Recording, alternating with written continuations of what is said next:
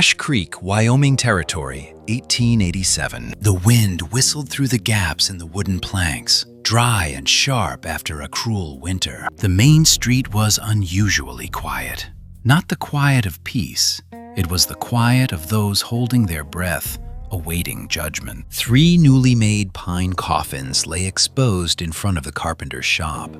The pungent smell of sawdust and resin still hung in the air. Beside them, a 16-year-old boy was struggling to pull a rope. His hands were bleeding from the tight grip. His face was flushed, not so much from the weight of the coffin, but from the suppressed rage that was suffocating him. He was too weak to lift it onto the old wagon. But around him, absolutely no one came out to help. They were afraid. Jack stopped his horse. The sound of boots pounding on the ground echoed through the space. He stepped forward without a word and grasped the other end of the rope.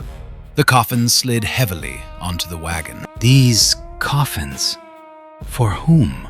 Jack asked, his voice slow and hoarse. The boy stopped gasping for breath, his hands hanging limply. His eyes were bloodshot, staring at the stranger's worn hat and black horse. 3 men shot dead last night, the boy replied, empty. One of them was my father, Sam Moss. Jack looked down at the rough wooden surface. Who did this?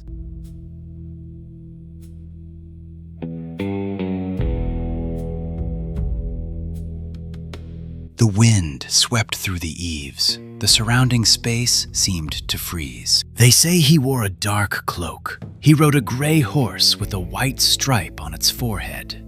The boy spoke slowly, his eyes fixed on Jack, and he said, anyone who refused to give up their right to cross Ash Creek would have to deal with him themselves. Jack stood motionless, like a statue.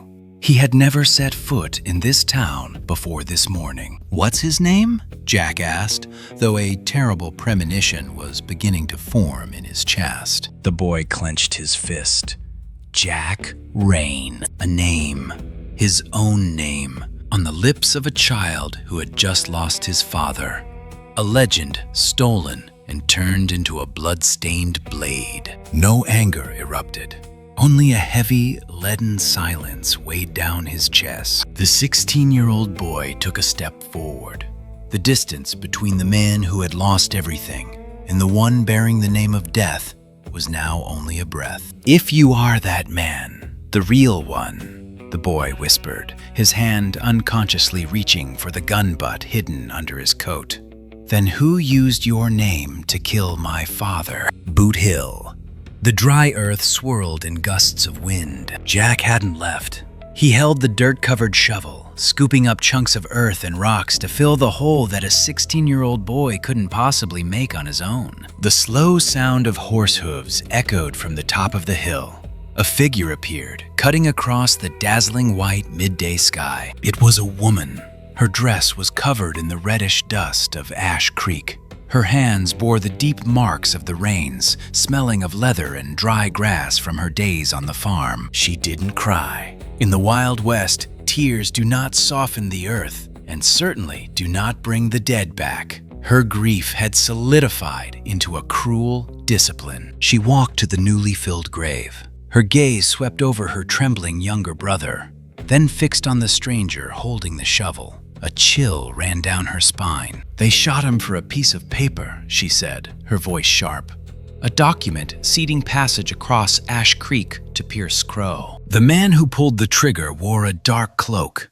He rode a gray horse with a white stripe on its forehead. She took a step forward, facing Jack, and he made sure everyone heard his name before firing. Jack plunged the shovel into the ground, not angry. Only the unwavering resolve of a moss-covered rock. That wasn't me. She looked directly into his weary eyes without the slightest tremor. My father is no longer alive to distinguish the real person from the false name, she said, and I don't have time to bother. An unforced confrontation. Jack didn't beg for trust. He knew that trust on this life-or-death boundary couldn't be bought with justification. Between them, there was no softness, only the clash of those who had suffered loss, neither willing to back down. Clara turned away, brushing the dust off her dress, her voice low, just enough so the wind wouldn't carry it away. My father didn't refuse to sign just out of stubbornness. He hid a notebook. She looked up towards the horizon, where gray clouds were gathering. The notebook proves Crowe is illegally collecting tolls for the entire stream crossing. And right now, Crowe's men are scouring this entire valley for it before I can turn it into a death sentence for him. The Ash Creek stream flowed swiftly over the smooth rocks. A shallow, narrow passage, yet it is the only lifeline connecting this valley to the outside world.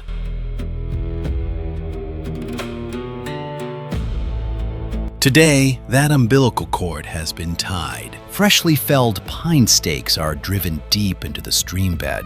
Rusty, barbed wire rings stretch across like a dividing line in the land. Wade Pike, Crowe's henchman, stands perched on his horse, his hand fiddling with the butt of his rifle. Behind him, a wooden sign scrawled, "Private Toll Station." A poor rancher is desperately shouting. His emaciated cattle are stuck on the bank.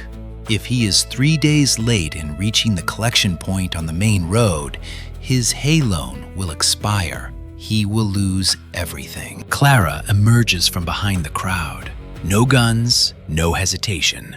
Only the cold indignation of a woman pushed to the brink. This is the county's public road. You have no right to erect a barrier on the water. Clara's voice is sharp, cutting through the howling wind. The crowd parted. A gleaming black carriage rolled forward, stopping on the gravel bank. Pierce Crowe stepped down. Neat, refined, a man who never let the dust of the Wild West settle on his shoes. He didn't need to draw his gun, for the weapon in his hand was more ruthless than any bullet. A ledger of debts. Miss Moss. Crowe gently adjusted his fedora. Your father's stubbornness is a sad legacy. He flipped through the thin pages. The rustling sound of the paper was like a noose slowly tightening. 30 sacks of flour, 60 blocks of salt, veterinary medicine, and $800 for hay to save the livestock during last winter's blizzard. Crowe looked up, his eyes narrowed like a water snake. That debt is due, along with your father's life. Clara stood still, her teeth clenched. The truth was a cruel blow that no amount of courage could shake off. Sign the papers transferring Moss Creek Ranch to me. Crowe smiled, a chillingly kind smile. And the debt will be gone. Your younger brother Eli won't have to grow up homeless. Hidden in the crowd, Jack watched it all. He realized the harsh reality of this place. In Ash Creek, people didn't kill each other in fair gunfights. They suffocated each other with paperwork, debts, and twisted laws. Jack understood that this war went far beyond reclaiming his name. It was a matter of survival for people buried on their own land. That night at Moss Creek Ranch, the desert wind howled through the creaky windows. Under the flickering oil lamp, Eli opened the lid of the old wooden chest in the corner of the room. He pulled out a tattered canvas bundle. Inside was his late father's double-barreled shotgun. With trembling hands but cold eyes, he tucked the gun under his woolen coat and silently disappeared into the darkness. Night fell over Moss Creek Ranch, bringing with it the bone-chilling cold of the grasslands. Clara slipped through the rickety wooden door of the old barn. The wind whistled through the cracks. Jack followed silently behind. She brought him here not because of a nascent belief. In this Wild West, belief is a luxury. She simply needed someone brave enough to get this out of the valley, should Pierce Crowe surround and burn it tonight. Under the dim light of the storm lamp, Clara knelt down and pried open a fired brick under the trailer. She carefully pulled out a tattered leather bundle. Sam Moss's notebook, the last legacy of a man who refused to bow his head. Jack stood beside her, watching her fingers turn the yellowed pages. The brutal picture of Ash Creek wasn't painted with guns and bullets, but with cold, bloodthirsty numbers. Illegally collected stream crossing fees. A long list of ranchers were forced into debt. Hay prices were inflated threefold in the midst of a blizzard that claimed tens of thousands of livestock lives.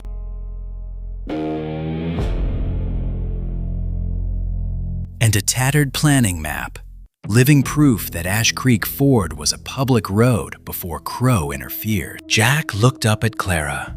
He realized she wasn't a weak victim clinging to something.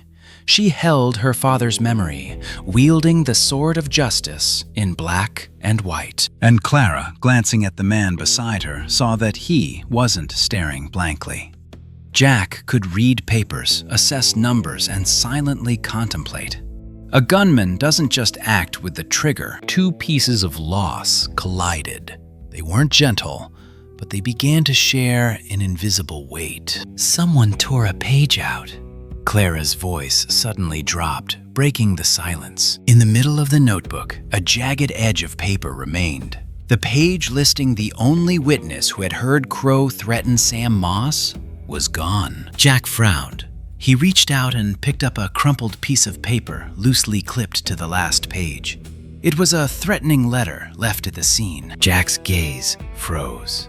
His jaw suddenly tightened painfully. Under the dim oil lamp, his finger traced the dark ink at the end of the letter. A signature, Jack Rane, was forged so perfectly it was chilling. The person behind this wasn't just using his name to sow fear. They had already devised a legal noose, irrefutable evidence, to hang him the moment the U.S. Marshals set foot in this valley. A gray sky stretched across the mountain range. The wind carried dust, leaving deep hoof prints on the hard ground. A gray horse, a white mark on its forehead.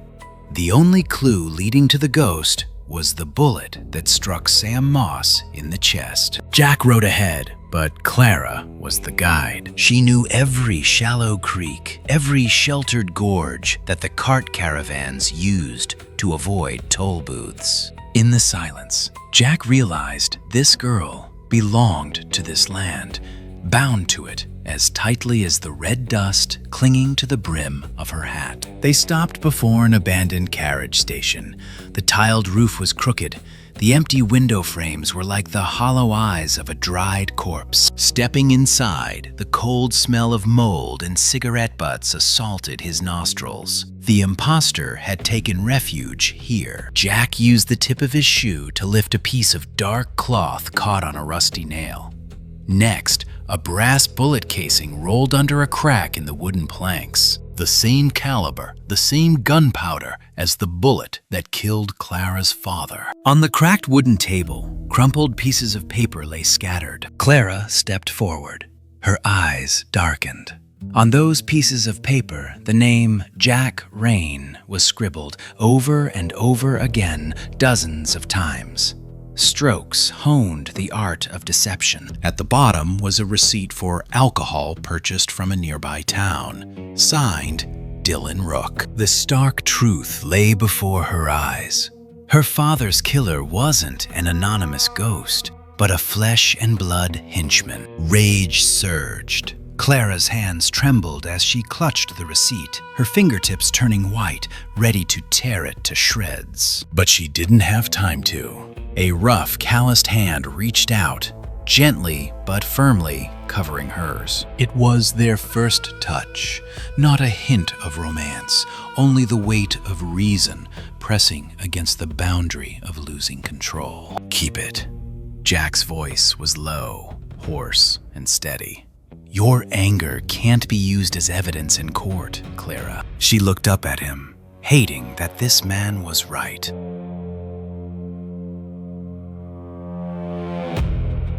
But through that calm gaze, she understood. Jack wasn't shielding her from the cruelty of reality. He was helping her forge it into a weapon. Clara slowly loosened her fingers. She folded the receipt and tucked it into her shirt pocket. Just as they were about to leave, Jack's gaze suddenly froze on the rotting wooden support post. Etched into the gray wood was a black burn mark, the image of a small raven carved with a red-hot knife. The nearby town was filled with the smell of cheap liquor, sawdust, and stale cigar smoke. In a dark corner of the dilapidated tavern, the bloody legend known as Jack Rane sat there. He didn't look like a demon. He was just Dylan Rook, a petty mercenary, his hands quick, but his soul rotten and cowardly. Clara's eyes were razor-sharp as she saw the man who had shot her father in the chest. Her hands clutched her dress, her chest heaving with a bloodthirsty rage. She wanted him to pay right here. But Jack stepped forward, casting his heavy shadow over the startled young man. No beatings needed.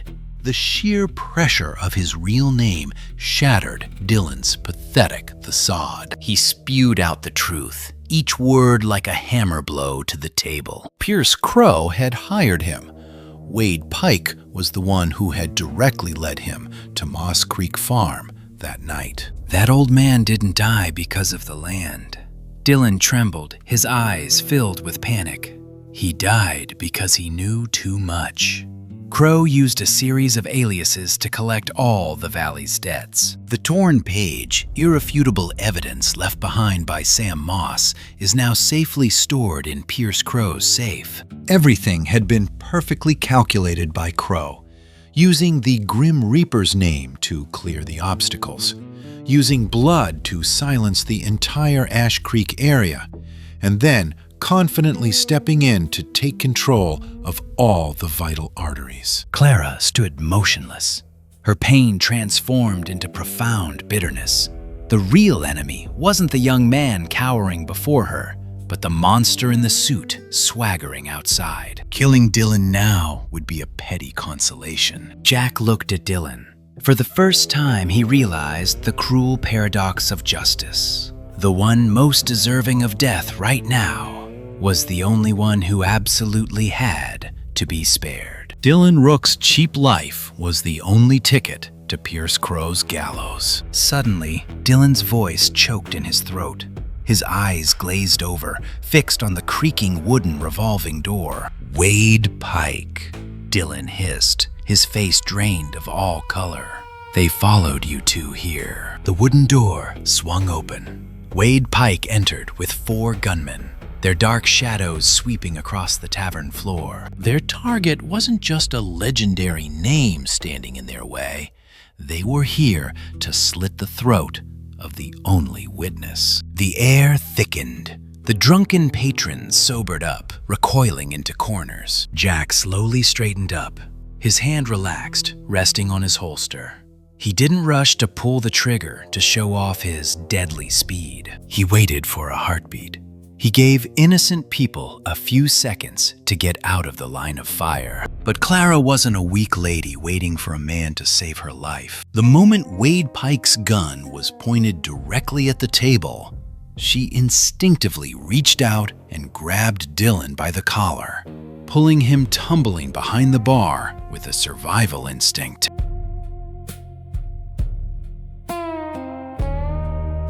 A deafening gunshot ripped through the air. Flames licked at the wooden floor, echoing with ear-splitting, shattering sounds. Clara snatched the double-barreled shotgun from the trembling innkeeper's hand. Without hesitation, she aimed at the ceiling and pulled the trigger. The glass chandelier shattered. The room instantly plunged into thick darkness, giving way to chaos and suffocating gunfire. Jack seized a blind spot. 2 sharp shots rang out. The 2 gunmen collapsed to the floor like broken sandbags. But as he stepped back to shield Clara and the witness from the narrow escape, a flash of lightning erupted from the dark corner. The bullet ripped through his cloak, plowing a deep gasp into Jack's side. His body stiffened, his breath catching in his teeth, but his eyes remained unblinking, and the gun in his hand refused to lower. Wade Pike, cornered by Jack's gun, retreated toward the door. Before disappearing into the night, his voice echoed, sharp as a knife. "Greetings, Pierce Crowe. Tomorrow morning, Moss Creek will be nothing but ashes. The sound of hooves faded into the distance. Clara glanced back at Jack, his hand pressed tightly against the wound, still oozing warm blood. In that moment, she realized this man wasn't shedding blood to prove his invincibility. He was fighting to protect those who needed to live. And Dylan, huddled under the counter, stared in stunned silence at the two strangers who had risked their lives for him. For the first time, he understood the weight of having a reason to endure pain. Despite the blood still oozing, Jack spurred his horse, and Clara and Dylan galloped wildly through the night, hurtling towards the valley. But as the path leading to Ash Creek Hill came into view, Clara's heart felt like it was being squeezed. The night sky over Moss Creek Ranch was ablaze with a deep red, a sea of fire. The flames roared, tearing through the thick darkness, engulfing the stables of Moss Creek Ranch.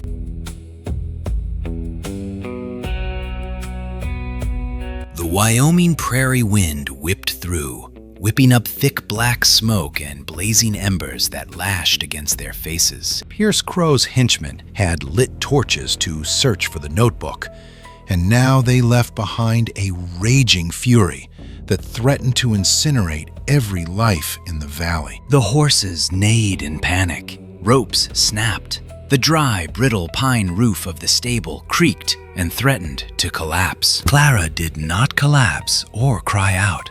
She charged into the flames, wielding her dagger to cut through the reins, using her body to herd the terrified animals out. Blood still seeped from his side, but Jack did not stop. He kicked open the back gate. Amidst the thick smoke, he saw Eli coughing and choking, desperately pulling his father's old saddle out of the rubble. A flaming beam snapped and fell straight down. Jack lunged forward, shielding the boy with his sturdy back, and tossed him over the edge of life in a single breath. Standing frozen outside, Dylan Rook, a former gunman who knew only robbery, was choked by their ruthless determination.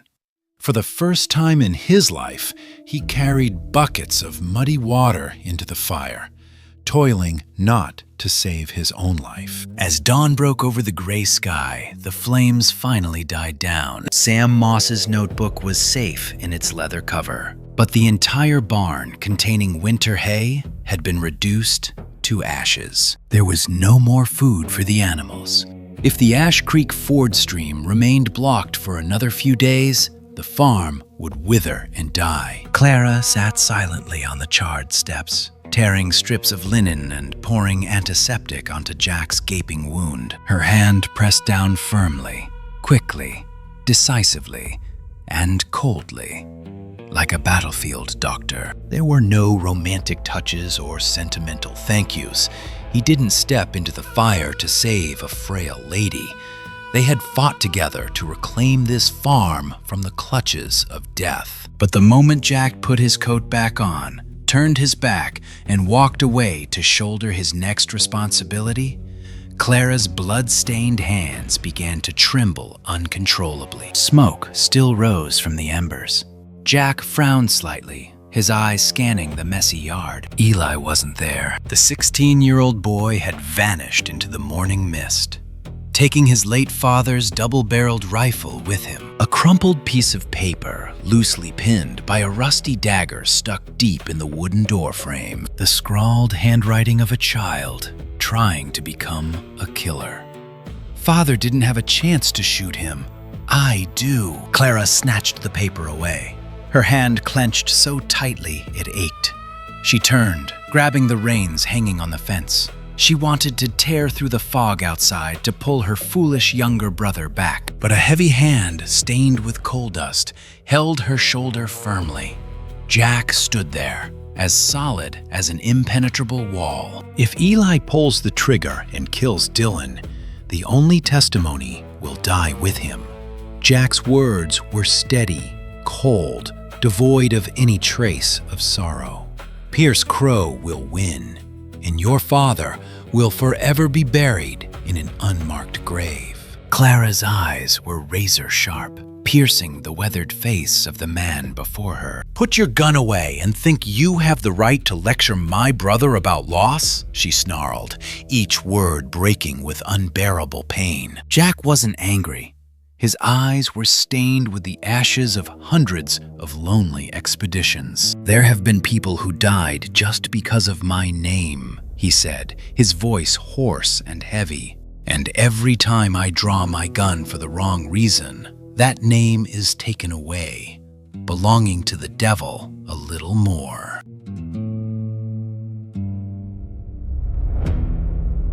Clara paused.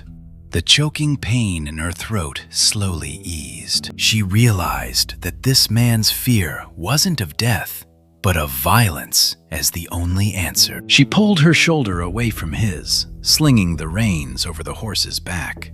"We'll find Eli, but my way. Don't take the main road. Wade Pike is definitely lying in wait there. Lead the horses around the shallow creek to the west." The determination returned. Clara was no longer following Jack. She was leading a rescue, guided by her own survival instincts. Jack nodded silently. There was no sentimental compromise between them, only the recognition of the courage of those who shared the burden of life and death. Before they could mount their horses, Dylan Rook's voice, trembling from the charred corner, hissed through clenched teeth. The mercenary clutched his sweat-drenched shoulder, his eyes wide with terror as he gazed into the mist. "The boy, he's delivering himself," Dylan stammered. "Wade Pike deliberately leaked the news in town that I'm tied up in the old warehouse, just across the Ash Creek Ford." Darkness enveloped the old warehouse, perched precariously on the other side of Ash Creek. Jack, Clara, and Dylan crept through the chest-high grass. There was no sound, only the wind whistling through the dry, barren trees. But the night offered no cover. It patiently awaited them. A dry, sharp bang ripped through the air. Crows, startled, flew up from the withered cotton trees. It was a trap. Wade Pike had set a deadly snare. The first bullet lodged itself in Dylan's shoulder. He fell to the cold ground, his screams choked in the mud. Jack swung his gun to shield Clara, but a narrow dodge ripped open an old wound in his side. Warm blood gushed out, soaking his cloak. His breath was a gasp, clinging to the agonizing pain that pierced his bones. In that moment of chaos, a dark figure lunged forward. A rifle butt slammed into Clara's hand. The tattered leather cover fell. Sam Moss's notebook, the evidence that would decide the fate of the entire valley, had been snatched away by Wade Pike, disappearing into the shadows. But the greatest despair of the night wasn't the loss of evidence. From the corner of the cracked stone wall, Eli emerged, his father's double-barreled rifle slung over his shoulder. The dark barrel, unwavering, pointed directly at Dylan Rook, the imposter writhing in agony. Eli's eyes were bloodshot.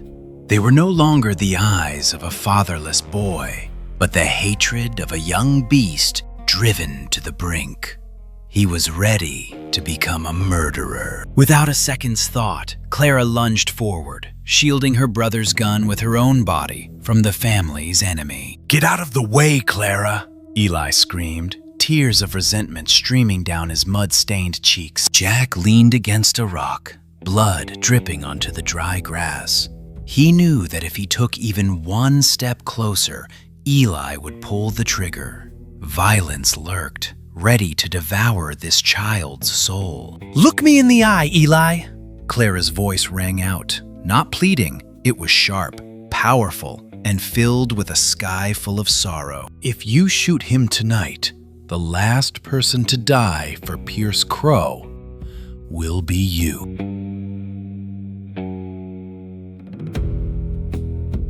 The words were like an invisible knife, severing the taut thread of rage in the boy's mind. Eli bit his lip until it bled. The heavy gun slowly lowered, but he didn't move toward his sister's arms. He turned his back and ran toward the stream, where Pierce Crowe was waiting for dawn to burn the last piece of evidence and seal off the entire area. Clara collapsed beside Jack. Her pale hands clawed at the withered grass. She had lost the notebook, and she feared she had lost her younger brother as well. Suddenly, a drop of icy water fell on Jack's hat. Then a second, a third. The dark clouds from the mountaintop began to break apart. The devastating rainforest downpour of the Wild West had begun. In just a few hours, the water in the shallow Ash Creek Ford stream would surge, swallowing up all hope of crossing before the sun rose. Rain lashed against their faces. Each drop was icy cold, like thousands of needles piercing the darkness of the valley. The Ash Creek, so gentle this morning, now roared. The water surged, muddy with silt, carrying away broken branches and uprooted trees. Beneath the gnarled old cotton tree bending at the water's edge, Clara knelt in the mud. Her scratched hands frantically clawed at the cold earth and rocks. In her mind echoed her father's words from a quiet winter night. If the notebook is stolen, Clara, find something that cannot be burned. Her fingernails bled. From the bottom of the pit, she pulled out a rusty tin tube that had been buried for years. Jack used his broad back to shield her from the gusts of wind. Under the faint light of a hastily struck match, the tin lid was pried open. Inside the tarpaulin was the county's original planning map, along with a contract signed by the first families who had settled there. Ironclad proof that Ash Creek Ford was forever a public corridor. This land had never belonged to Pierce Crowe, but a lifeless piece of paper couldn't convict a monster.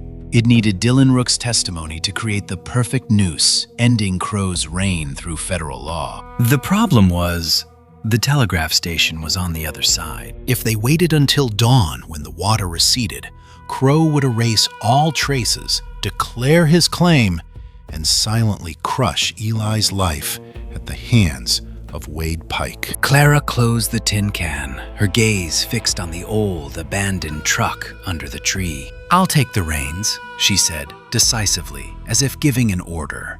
"We'll get this truck and the witness across the stream." Jack stepped forward, his blood-stained hand pressing firmly against her shoulder. The roaring water sounded like a call from the realm of death. "You could die down there, Clara. Let me do it." She looked up. Rain streamed down her resolute face. Her eyes showed no fear of death. "This is my home, Jack." Her voice rang out, sharp, cutting through the man's instinctive protectiveness. "And you have no right to cross it alone." Jack froze. In the Wild West, men were accustomed to using their bodies to shield women, but tonight he had to learn to step back. He released her shoulder, a silent transfer of power. It wasn't a declaration of love, but an absolute trust between two people who dared to bet their lives on each other. But just as Clara grasped the slippery reins, a chilling sensation shot down her spine. Through the white wall of rain on the other side of the murmuring stream,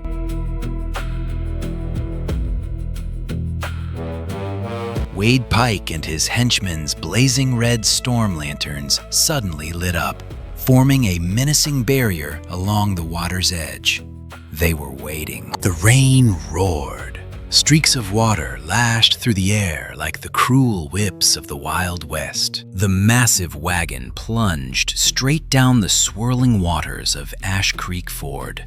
Clara strained to hold the reins. Behind the wagon, Dylan Rook lay gasping for breath, clutching the tin tube concealing the map. Jack, mounted on his black horse, charged down beside it. He coiled the rope tightly around the jockey's arm, pulling the horses closer to prevent them from being thrown over by the rushing water. The water roared, rising to the axles of the wagon. From the high, dark bank, dry, sharp explosions rang out, Flashes of gunfire from Wade Pike and his henchmen continuously tore through the night. Jack was forced to release the rope. He whipped his horse toward the cliff edge, using his body and revolver as bait to draw fire. He no longer had the blood and strength for a prolonged battle. Every bullet that left the barrel now wasn't meant to take lives, but to buy every second of survival for the wagon in the stream. In the middle of the stream, the wheels suddenly got stuck in a deep mud pit. The icy water rose, flooding the floorboards.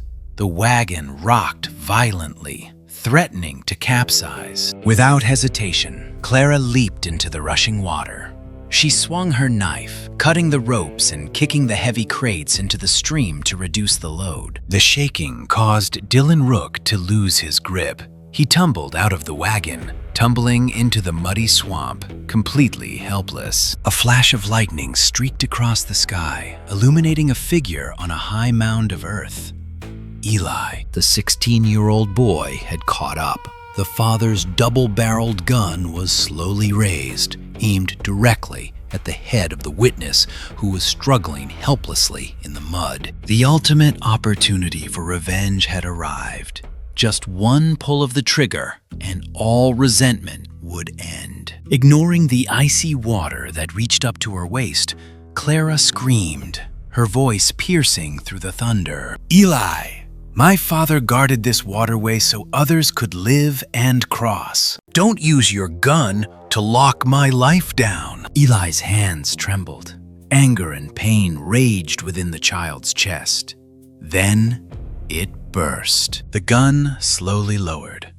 Eli didn't shoot. Instead, he plunged into the mud, grabbed the collar of the man who had indirectly killed his father, and with all his might, pulled him onto the truck bed. The maturity of a Western man, in the end, lies not in the moment they learn to hold a gun, but in the moment they lower it. Under the soaking wet tarp, Clara used her body to shield the storm lamp. On the lid of a broken wooden crate, Dylan Rook tremblingly signed his confession, officially bringing down Pierce Crowe's empire in black and white. On the shore, the gunfire had ceased. Jack stood tall, the muzzle of his gun pointed directly at Wade Pike's forehead, the man who had just fallen from a bullet in the leg. Wade closed his eyes, awaiting death. But Jack slowly lowered his gun. He didn't kill him. He handcuffed him, keeping him alive so that the testimony would have another witness. Jack's victory tonight didn't come from how good he was at shooting, but from his refusal to become a devil in order to protect the truth. As the carriage rolled its final wheels across the other bank, the faint dawn cast pale rays of light on the tiled roof of the telegraph station. The sentence had been sent. The telegram sounded the death knell for Crowe's rule. But Pierce Crowe wasn't one to sit and wait for the law to knock on his door. The moment the first telegraph bell rang on the other end,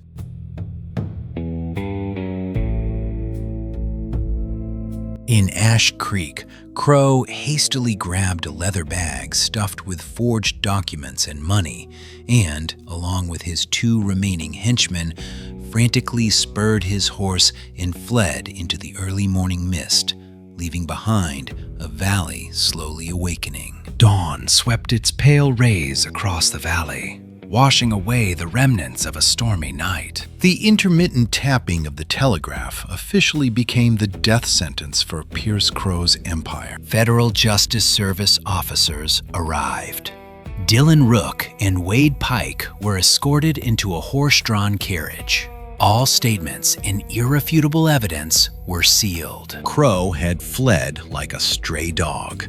His power in Ash Creek had officially crumbled. The rusty barbed wire fences blocking the stream were dismantled by calloused hands. In the clear light after the rain, the first herds of cattle belonging to poor ranchers leisurely waded across the Ash Creek ford. Moss Creek Farm wasn't immediately completely safe. Clara would have to rebuild the stables from the ashes herself and shoulder the debt through the next year's grazing season. But today, That roof still belonged to her. She kept it not out of pity, but out of courage. In the quiet room, Eli carefully wrapped the double-barreled rifle, placing it back at the bottom of the old wooden chest. The boy never forgave those who had taken his father. He only quietly told his sister that their father would surely want this harbor opened. The darkness of hatred failed to devour the child's soul. Outside on the porch, Jack tightened his saddle belt. He was about to leave. Pierce Crowe was still at large, and the path of a frontiersman could not end while evil still roamed freely. Clara approached. There were no tearful farewell hugs or grand promises.